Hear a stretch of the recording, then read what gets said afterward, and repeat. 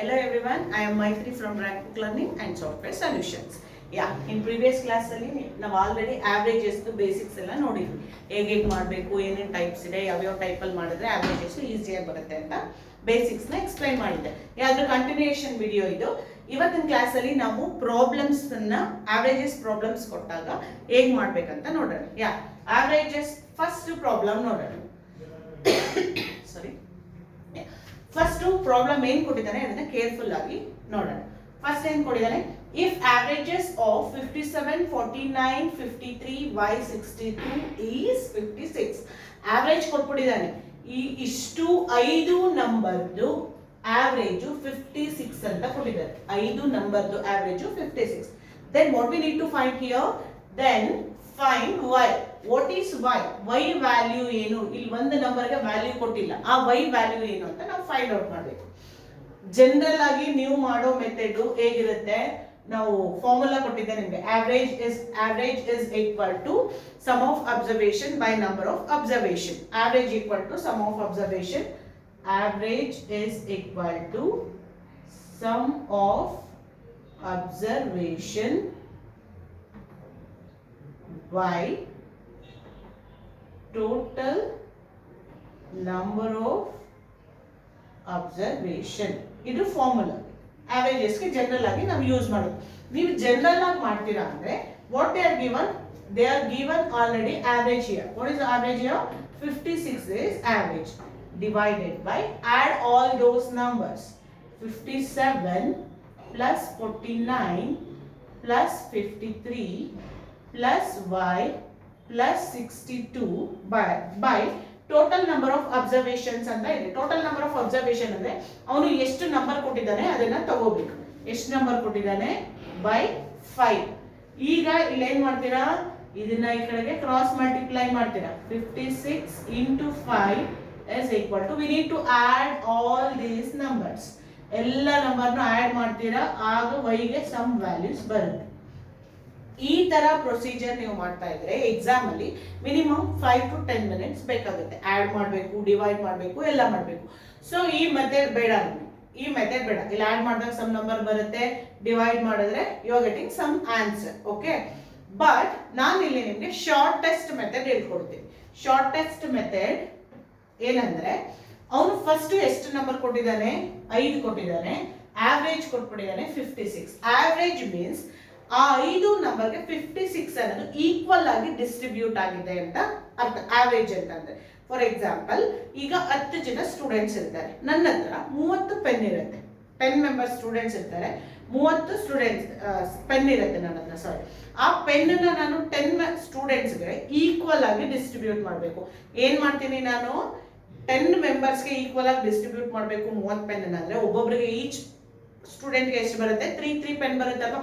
Equal ಆಗಿ distribute ಆಗೋದನ್ನ average ಅಂತ ಕರಿತೀವಿ. ಈಕ್ವಲ್ ಆಗಿ ಡಿಸ್ಟ್ರಿಬ್ಯೂಟ್ ಆಗೋದು. ಇಲ್ಲಿ ವೇರಿ ಇದೆ, ಒಂದಕ್ಕೆ 57, ಒಂದು 49, ಒಂದು 53, ವೈ ಏನಂತ ಗೊತ್ತಿಲ್ಲ, 62 ಜಾಸ್ತಿ ಇದೆ ಅಲ್ವಾ? 56 ಆವರೇಜ್ ಕೊಟ್ಟಿದ್ದಾನೆ ಅಂದ್ರೆ ಇದ್ರದ್ದೆಲ್ಲ ಡಿಫ್ರೆನ್ಸ್ ನೋಡ್ತಾ ಬರೋಣ. ಫಸ್ಟ್ ಒಂದ್ ಕಡೆಯಿಂದ ಡಿಫ್ರೆನ್ಸ್ ನೋಡೋಣ. ಏನ್ ಕೊಟ್ಟಿದ್ದಾನೆ? 56 ಗಿಂತ 57 ಎಷ್ಟು ಜಾಸ್ತಿ ಇದೆ? +1 ಅಷ್ಟು ಜಾಸ್ತಿ ಇದೆ. ನೆಕ್ಸ್ಟ್ 49 56 ಗಿಂತ ಎಷ್ಟು ಜಾಸ್ತಿ? ಜಾಸ್ತಿ ಇದೆ, ಕಡಿಮೆ ಇದೆ? ಕಡಿಮೆ ಇದೆ. ಎಷ್ಟಿದೆ? ಆಗ ಅದನ್ನ ನೆಗೆಟಿವ್ ಸೈನ್ ಅಲ್ಲಿ ಇಂಡಿಕೇಟ್ ಮಾಡ್ಕೊಳ್ಳಿ, -7. ನೆಕ್ಸ್ಟ್ 53 ಎಷ್ಟಿದೆ? -3 ಎಷ್ಟು ಕಡಿಮೆ ಇದೆ. 56 ಮತ್ತೆ y ಗೆ ಕಂಪೇರ್ ಮಾಡಿದ್ರೆ ಏನು ಗೊತ್ತಿಲ್ಲ, you keep that y as it is. 56 and 62 ನ ಕಂಪೇರ್ ಮಾಡಿ, 56 and 62 ನ ಕಂಪೇರ್ ಮಾಡಿದ್ರೆ you are getting +6. You R getting +6. Now you cancel. ಇಲ್ಲಿ +1 ಇದೆ, ಇಲ್ಲಿ +6 ಇದೆ. +1 +6 -7 ಎಲ್ಲ ಕ್ಯಾನ್ಸಲ್ ಆಯ್ತಲ್ವಾ? What is the remaining thing? y ಮತ್ತೆ -3 ಉಳ್ಕೊಂಡಿದೆ.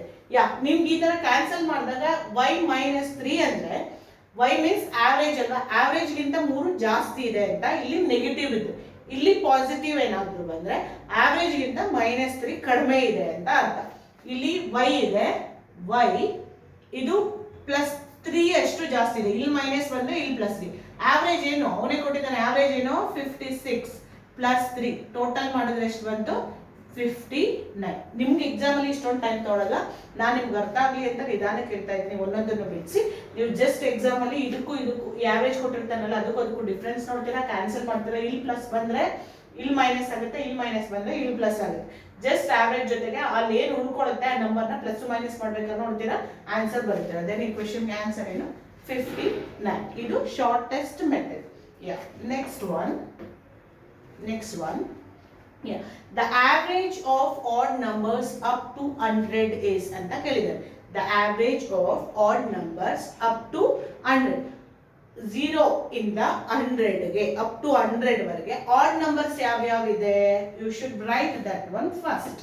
Odd numbers 1 odd, 3, 5, 7. You should write like that up to 99. Up to 99. ಅವನೇ ಮೆನ್ಷನ್ ಮಾಡಿದರೆ up to 100 add numbers. Up to 100 what they are asking, find out the average. Up to 100 average find out ಮಾಡಬೇಕು.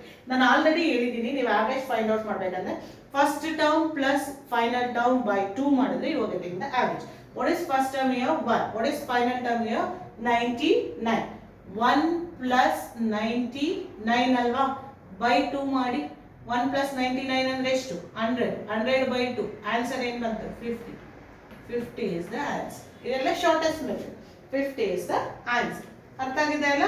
ಯಾ, next one. Next question.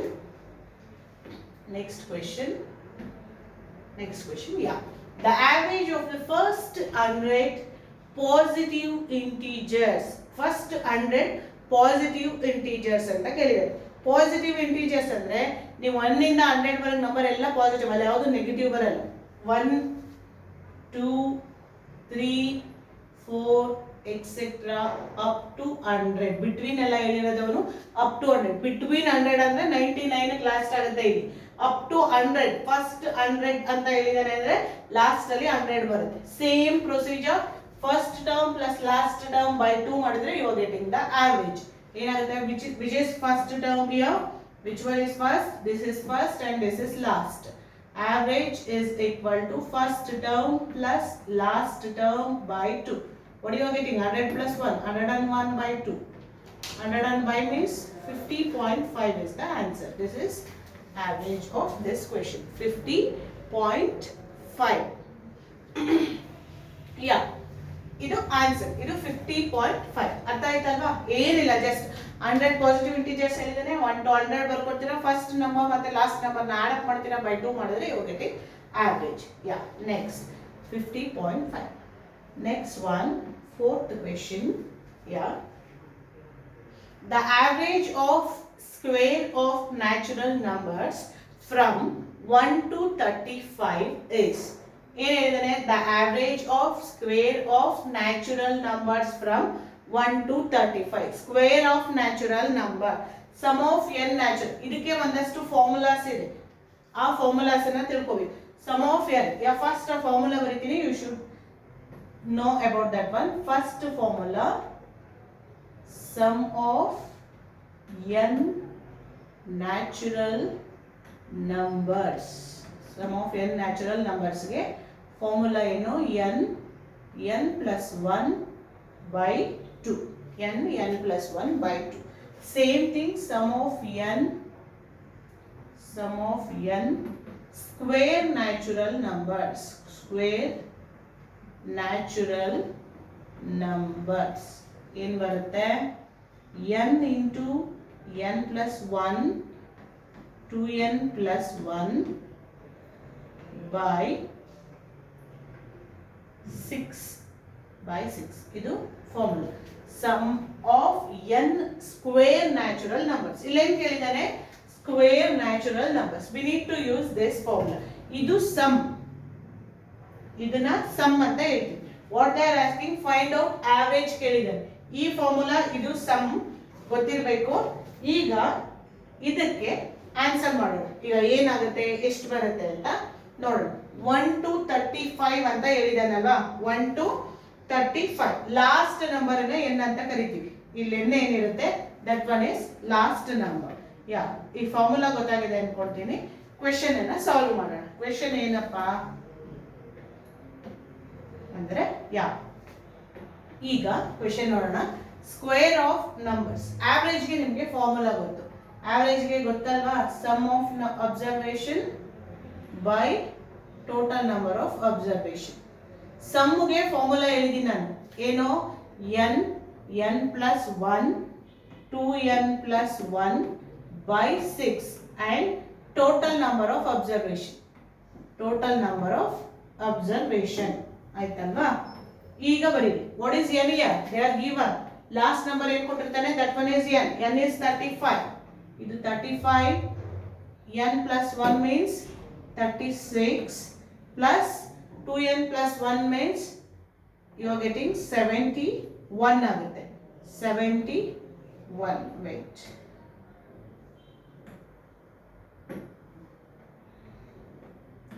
(71) by 6 by 6 by average ಅಲ್ವಾ? by 6. Total number of observation. Total number ಅಂದ್ರೆ ಎಷ್ಟು? 1 to 35 ಕೊಟ್ಟಿದ್ದಾನೆ ಅಂದ್ರೆ 35 ಇರುತ್ತೆ ಅಲ್ವಾ? ಅಲ್ಲಿ total number of 35 ಇದಿರುತ್ತೆ. 35 ಆಗುತ್ತೆ. ಈಗ ಇದನ್ನ ಸಿಂಪ್ಲಿಫೈ ಮಾಡಿ. ಈ 35 get cancel. 35 get cancel. 6 1s 6 6s. Total ಆಗಿ 6 ಮತ್ತೆ 6 into 71 ಮಾಡಿದ್ರೆ ಯು ಆರ್ ಗೆಟಿಂಗ್ ಆನ್ಸರ್ 426. 426 is the answer. ಗೊತ್ತಾಯ್ತಲ್ವಾ? ಇದು formula. Square of natural numbers ಗೆ formula n into n plus 1 by 2n plus 1 by 6 by total number 1 to 35 ಕೊಟ್ಟಿದ್ದಾನೆ ಅಂದ್ರೆ 35 divided. n means last number ಏನಿರುತ್ತೆ ಅದನ್ನ ತಗೊಳ್ತೀರಾ, ಫಾರ್ಮುಲಾಗೆ ಹಾಕ್ತೀರಾ. by 35 ನಂಬರ್ಸ್ ಇದೆ. ಸಿಂಪ್ಲಿಫೈ ಮಾಡಿದ್ರೆ you are getting the answer. ಅರ್ಥ ಆಗಿದೆ ಅನ್ಕೋತೀನಿ. Next problem, fifth one. Find the average of first 10 even numbers which are divisible by 8 ಅಂತ ಕೊಟ್ಟಿದ್ದಾರೆ. Find the average of first 10 even numbers which are divisible by 8. 8 ಇಂದ divide ಆಗೋ first 10 even numbers ನ ತಗೋಬೇಕು. ಏನಿಲ್ಲ, ಜಸ್ಟ್ 8 ಟೇಬಲ್ಸ್ ಏನಿದೆ, you should take that one. 8 the tables ಏನಿದೆ, 8 1s 8, 8 2s 16. ಅದನ್ನ ಅಪ್ ಟು 80 ವರೆಗೆ ಮಾಡಿದ್ರೆ you are getting 10 even numbers divisible by 8 ಆಗುತ್ತೆ. 10 8ದು ಟೇಬಲ್ಸ್ ಏನಿದೆ 10 ವರೆಗೆ ಆ ಟೇಬಲ್ ನ ಬರ್ಕೊಂಡ್ರೆ ನಿಮಗೆ ಡಿವಿಸಿಬಲ್ ಬೈ. ಬಟ್ ಇದನ್ನ ಬೇಡ, ಇದು ಬರೆದು ಅದು ಆ್ಯಡ್ ಮಾಡಿ ಎಲ್ಲ ಮಾಡೋದಕ್ಕಿಂತ ಸಾರಿ, ನಾನು ಒಂದು ಸಿಂಪಲ್ ಹೇಳ್ತೀನಿ. 10 ಈವನ್ ನಂಬರ್ಸ್. ಈವನ್ ನಂಬರ್ಸ್ ಅಂದ್ರೆ ಗೊತ್ತು ನಮಗೆ, 1 2 3 4 ಅಪ್ ಟು 10. ಇದೇನಾಗಿರ್ಬೇಕಂತ ಹೇಳಿದಾನೆ, 8 ಇಂದ ಡಿವೈಡ್ ಆಗಬೇಕು ಅಂದ್ರೆ ಇಲ್ಲೇ ಇಂಟು 8 ಮಾಡಬೇಕು. ಇಲ್ಲೇ ಇಂಟು 8 ಮಾಡಿ. Then keep this 8 as it is. ಇದಕ್ಕೆ ನೀವು ಆವರೇಜ್ ಹೇಗೆ, first number by plus last number ಅಲ್ವಾ? ಇಲ್ಲಿ first number plus last number ಅನ್ನ ತಗೊಳ್ಳೋಣ. ಈ 8 ಹಾಗೆ ಇರಲಿ. 1 plus 10 by 2. 8 into 11 by 2. 2 1s 2 4s 4 into 11 44. 44 is the answer. ಈ ನಾವು ಟೇಬಲ್ಸ್ ಬರೆದು ಆ ನಂಬರ್ಸ್ ಆಡ್ ಮಾಡಿ ಡಿವೈಡ್ ಮಾಡೋದಕ್ಕಿಂತ ಅವನೇನ್ ಕೊಟ್ಟಿದ್ದಾನೆ, find the average of first 10 even numbers. First 10 even numbers multiple of 8 ಆಗಿರ್ಬೇಕು. ಇಂಟು 8 ಹಾಗೆ ಕ್ಯಾರಿ ಮಾಡಿ. ಇದಕ್ಕೆ ಆವರೇಜ್ ಫಾರ್ಮುಲಾ ಏನಿದೆ ಅದು ಅಪ್ಲೈ ಮಾಡಿ. First number plus last number by 2. Simplify ಮಾಡಿದ್ರೆ you are getting the answer. This is the answer. 44 is the correct answer. ಅರ್ಥ ಆಗಿದೆ ಅಲ್ವಾ? ಸಿಂಪಲ್ ಇರುತ್ತೆ ಅವರೇಜಸ್ ಪ್ರಾಬ್ಲಮ್ಸ್. ಬಟ್ ಅದನ್ನ ಯಾವ ತರ ಈಕ್ವಲ್ ಡಿಸ್ಟ್ರಿಬ್ಯೂಷನ್ ಅಲ್ಲಿ ಮಾಡ್ಬೋದಾ, first term by last term ಮಾಡ್ಬೋದಾ, ಲ್ಯಾಡಪ್ ಮಾಡಿ ನಂಬರ್ ಆಫ್ ಟೋಟಲ್ ಅಬ್ಸರ್ವೇಷನ್ ಇಂದ ಡಿವೈಡ್ ಮಾಡ್ಬೋದು. ಅಷ್ಟು ಕಾನ್ಸೆಪ್ಟ್ಸ್ ಯಾವ್ದು ಈಸಿ ಇರುತ್ತೆ ಆ ಕಾನ್ಸೆಪ್ಟ್ ನ ಯೂಸ್ ಮಾಡಿ ಮಾಡಬೇಕಾಗುತ್ತೆ. ಇದಿಷ್ಟು ಪ್ರಾಬ್ಲಮ್ಸ್ ಇವತ್ತಿನ ಕ್ಲಾಸ್ ಅಲ್ಲಿ. ನಿಮ್ಗೆ ಏನೇ ಡೌಟ್ ಇದ್ರು ಕಮೆಂಟ್ ಸೆಕ್ಷನ್ ಅಲ್ಲಿ ಕಮೆಂಟ್ ಮಾಡಿ. ಪ್ಲೀಸ್ ವಿಡಿಯೋನ ಲೈಕ್ ಅಂಡ್ ಸಬ್ಸ್ಕ್ರೈಬ್ ಮಾಡಿ. Okay, thank you.